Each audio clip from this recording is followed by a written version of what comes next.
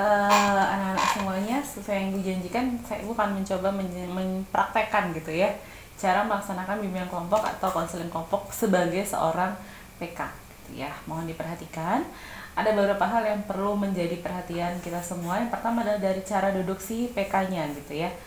PK atau pemimpin kelompok tidak boleh duduk bersandar gitu ya. Jadi dia nggak boleh duduk bersandar seperti ini dengan santainya, itu nggak boleh. Dia harus agak condong ke depan gitu ya.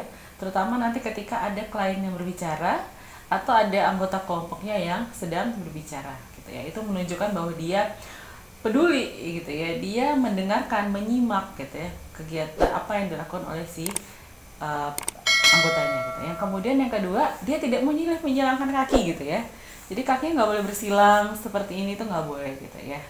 Jadi kakinya harus lurus biasa gitu ya. Nah itu harus dihindari gitu ya. Tapi kalau Bu, akhirnya saya lupa gitu ya, tiba-tiba saya kesender, tiba-tiba saya kesilak kaki, yaitu kondisional, tapi sebaiknya dihindari gitu ya, agar enak dilihat gitu ya. Itu yang tentang cara duduk gitu ya. Yang kedua, yang ketiga ya, konselor tuh harus banyak senyum gitu ya.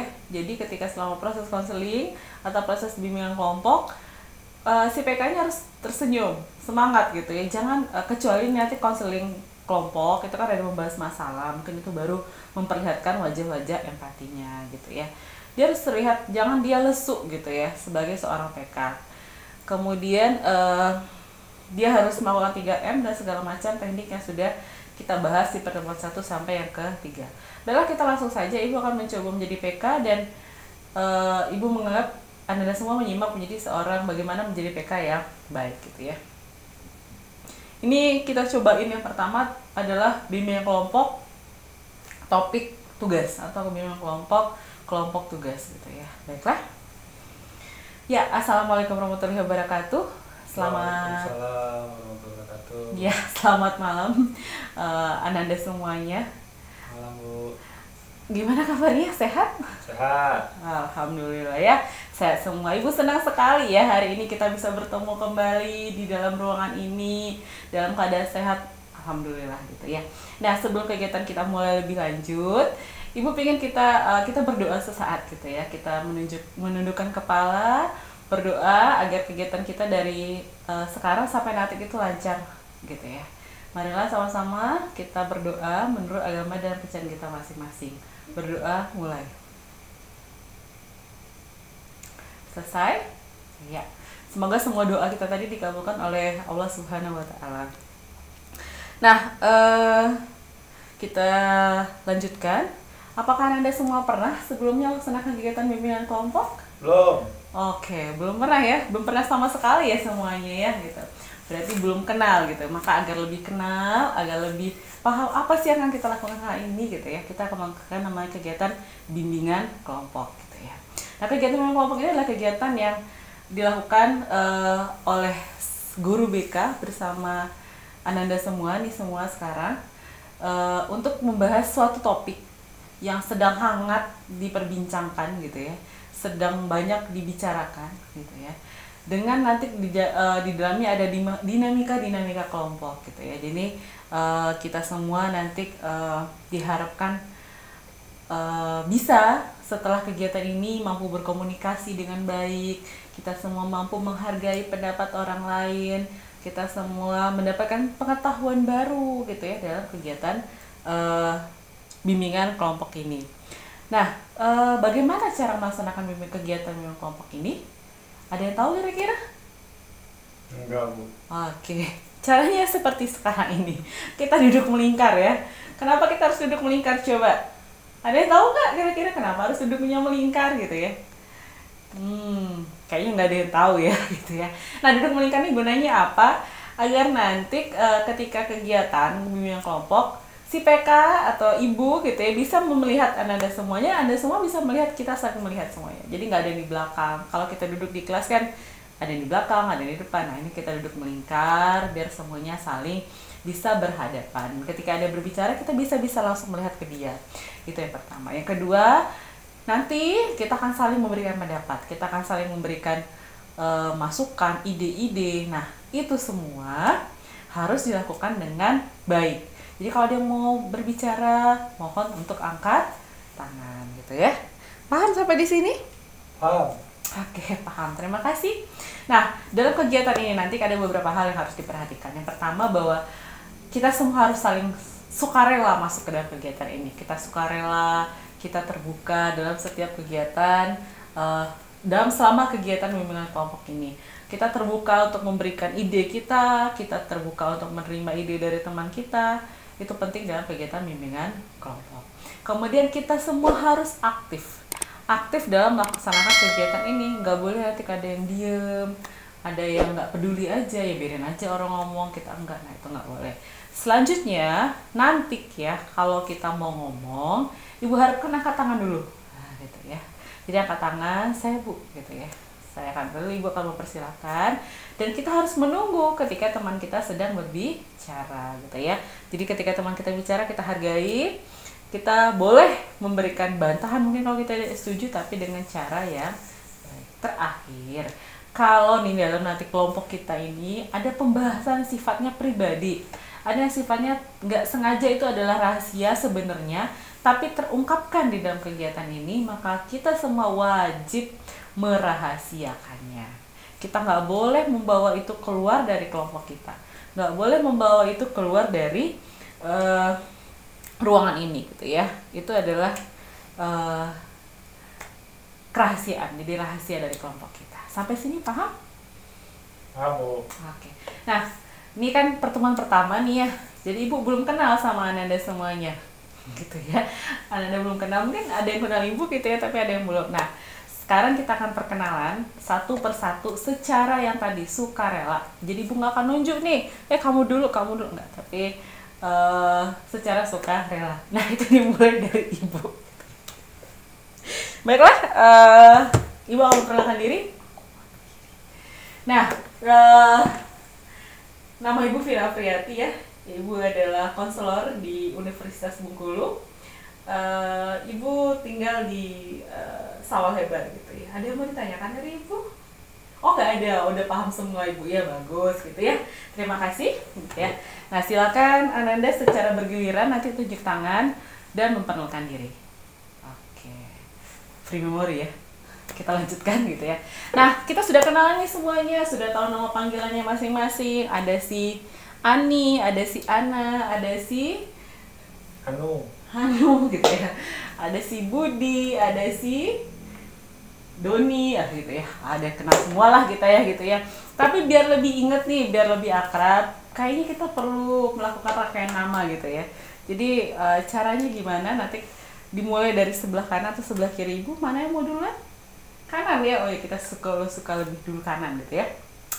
Nanti orang pertama menyebutkan namanya, kemudian orang kedua menyebutkan nama orang pertama dan kedua, orang ketiga menyebutkan nama orang pertama dan kedua dan nama dia yang ketiga. Begitu sampai sebelah kiri kita selesai. Paham? Paham nggak? Paham. Oke, bagus.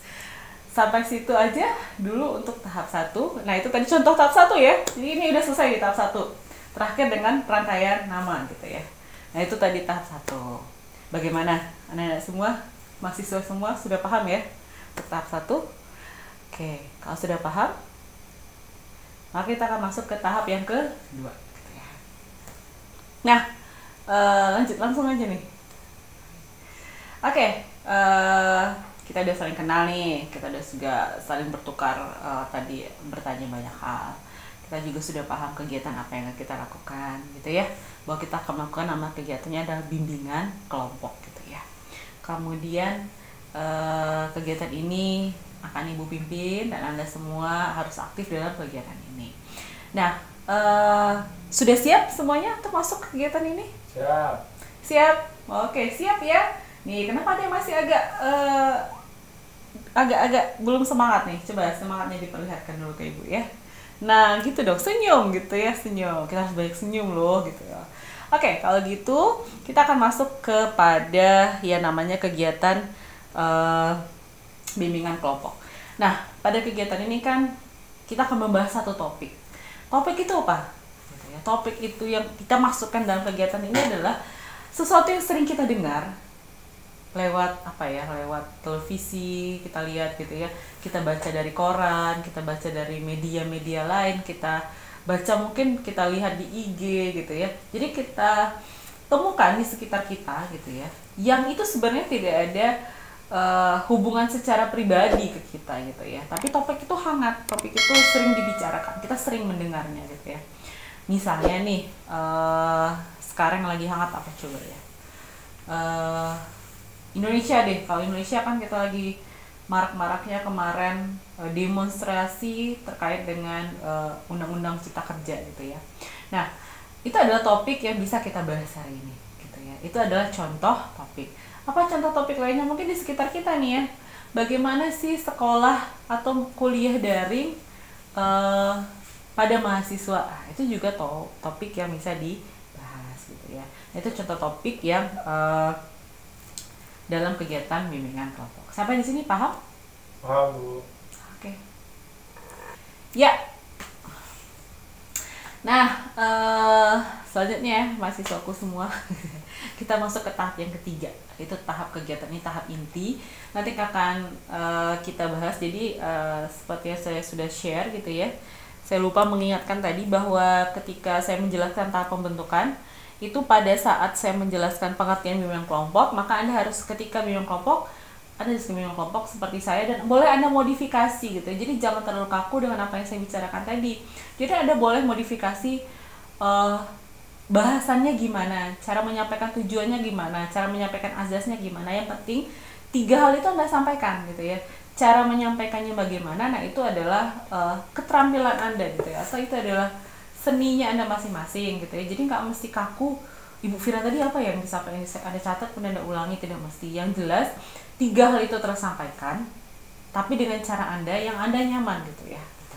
Itu penting, itu yang pertama. Yang kedua, ketika konseling kelompok itu Anda ganti berarti. Kalau tadi saya menjelaskan pengertian bimbingan kelompok, maka dalam konseling kelompok Anda menjelaskan bahwa konseling kelompok ini adalah layanan BK yang membantu mengentaskan masalah. Nah, itu kan beda ya. Kalau tadi kan memberikan mau meningkatkan kemampuan berkomunikasi gitu ya. Kalau ini tidak. Ini untuk mengentaskan masalah anggota kelompok gitu ya. Kemudian dalam menjelaskan azas sesuai dengan yang sudah saya terangkan, ketika konseling kelompok, azas pertama yang Anda sebutkan adalah bahwa kegiatan ini harus bersifat rahasia. Itu dijelaskan pertama.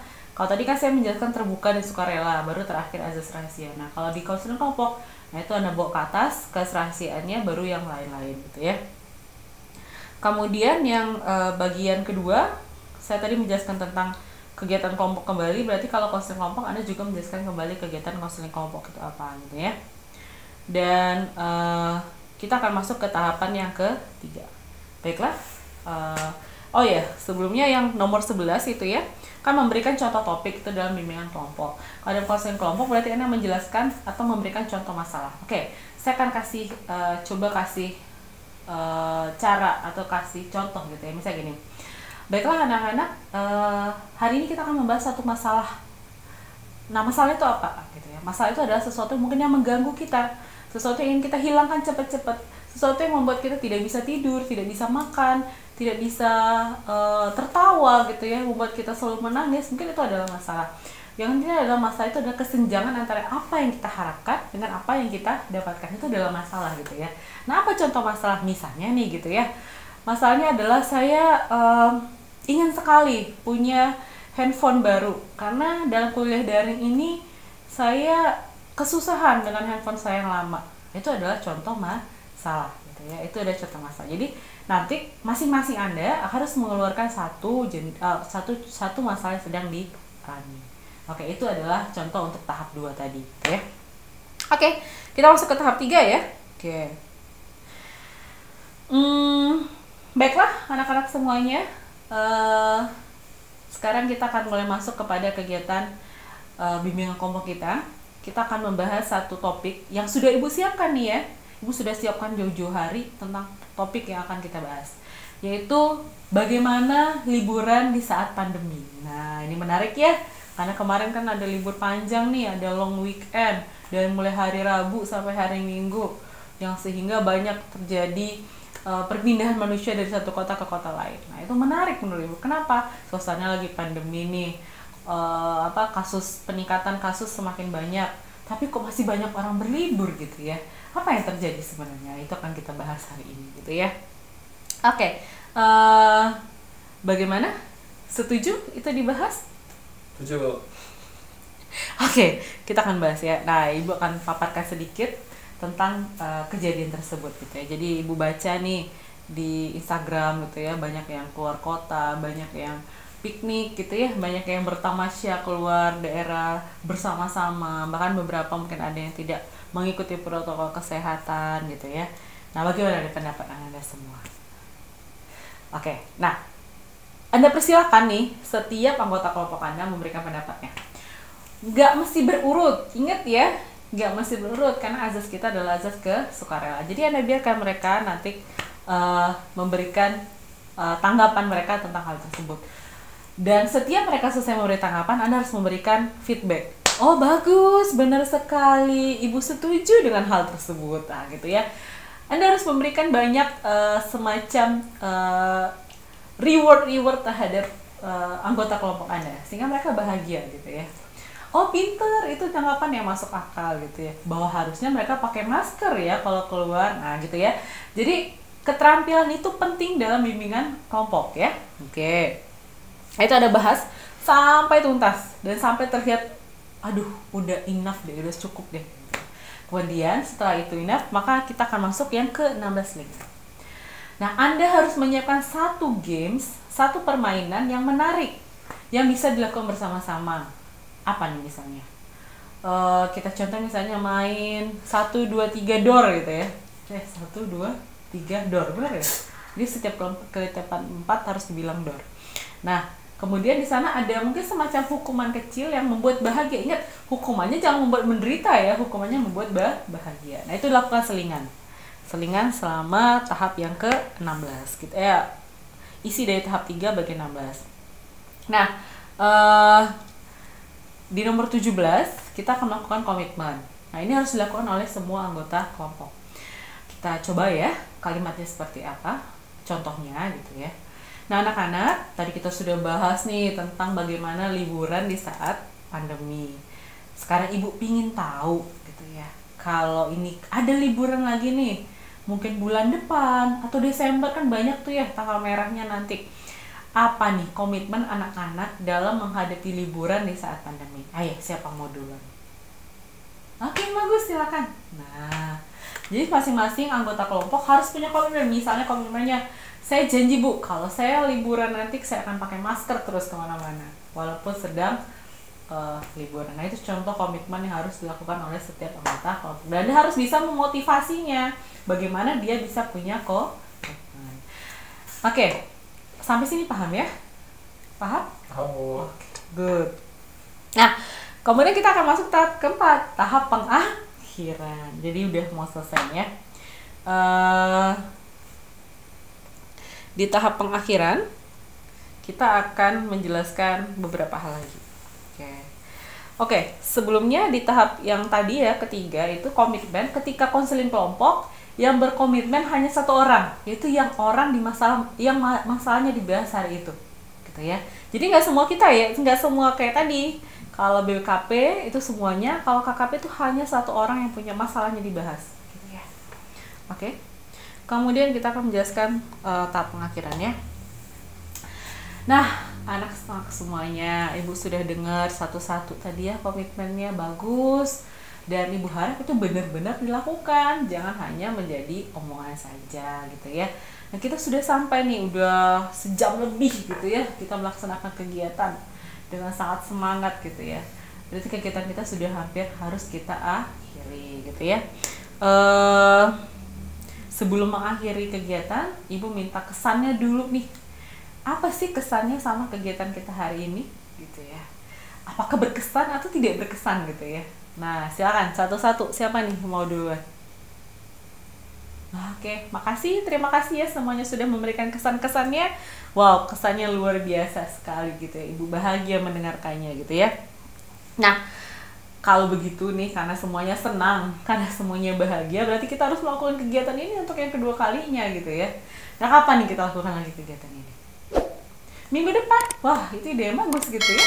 Ada lagi lebih baik? Ada ya, maksudnya ada yang ide lagi gitu ya. Bulan depan. Oh ya, boleh juga bulan depan juga boleh. Ada lagi? Ada beberapa masukan. Kita ambil yang mana?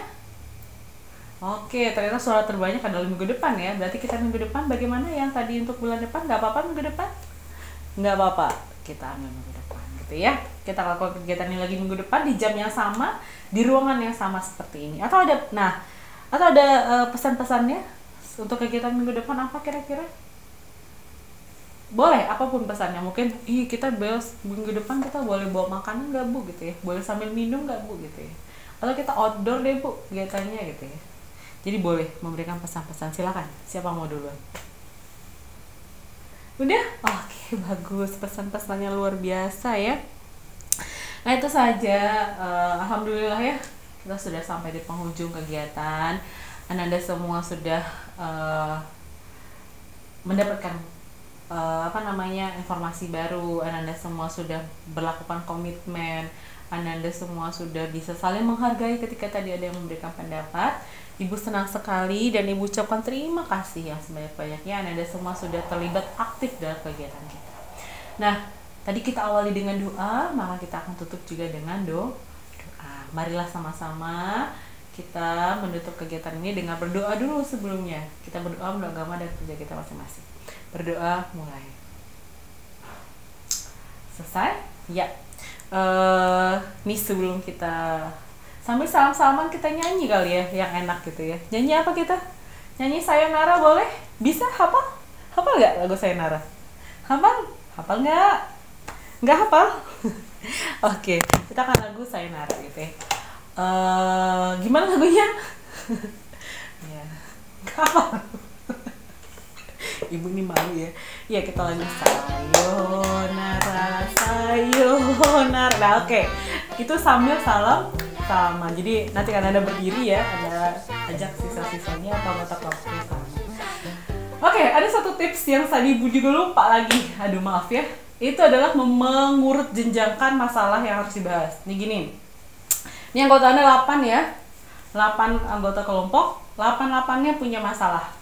8-8-nya akan menggunakan masalahnya. Kan nggak mungkin ya 8 masalah dibahas, satu masalah aja 1 jam. Berarti kalau 8 orang 8 jam dong kita konseling, kan nggak mungkin ya. Jadi kita akan mengurut jenjangkan. Kita kasih, misalnya gini, ini tadi Ibu sudah mengumpulkan 8 masalah. Si A tadi ini, si B ini, si C, D, sampai semuanya. Nah, dari 8 masalah ini, semuanya penting kita bahas dan harus kita bahas. Tapi kan nggak mungkin hari ini ya, kita harus pilih satu. Ada yang mau memberikan masukan?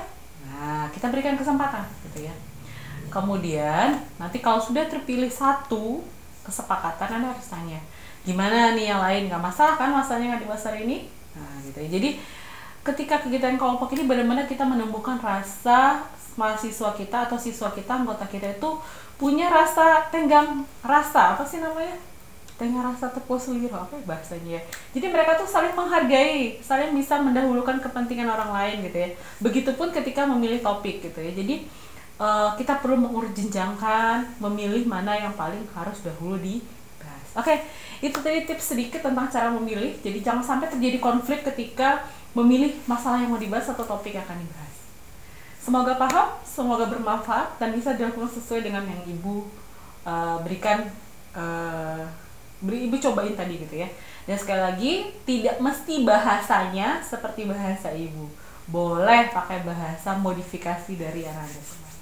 Baiklah, terima kasih. Assalamualaikum warahmatullahi wabarakatuh.